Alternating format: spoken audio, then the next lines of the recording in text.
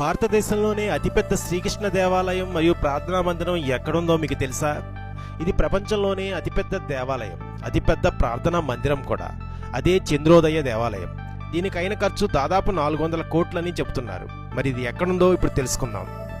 ఇది మన దేశంలోనే రూపుదిద్దుకుంటుంది, కానీ దాన్ని కట్టిస్తున్నది భారతీయుడు కాదు, ఒక విదేశీయుడు. ప్రపంచ ప్రఖ్యాత కార్ల కంపెనీ అధినేత హెన్రీ ఫోర్డ్ వారసుడు Ambareesh ఉరఫ్ Alfred Ford.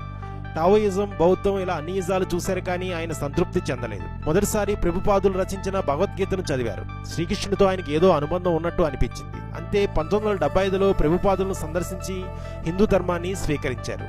Alfred Ford కాస్త అంబరీష్ దాస్గా అయ్యారు. శాకాహారి అయ్యారు. మద్యం మానేశారు. ఏమి వండినా ముందు శ్రీకృష్ణునికి సమర్పించడం మొదలుపెట్టారు. తరువాత ప్రభుపాదుల ఆజ్ఞతో కలకత్తాలోని మయాపూర్లో పెద్ద ఆలయాన్ని నిర్మించాలని నిర్ణయించారు. దానికి 400 కోట్లు ఖర్చు అవుతుందని అంచనా వేశారు. 300 కోట్లు ఈయనే అందిస్తున్నారు. మిగిలిన దాతల నుంచి విరాళంగా వచ్చింది తీసుకున్నారు. ఈ ఆలయ నిర్మాణం 2010లోనే మొదలైంది. దీనినే చంద్రోదయ ఆలయం అంటారు. ఇది ప్రపంచంలోనే అతిపెద్ద శ్రీకృష్ణ దేవాలయంగా చెప్పబడుతుంది. 300 మంది కూర్చోవడానికి ప్లానిటోరియం కూడా ఇందులో నిర్మించారు.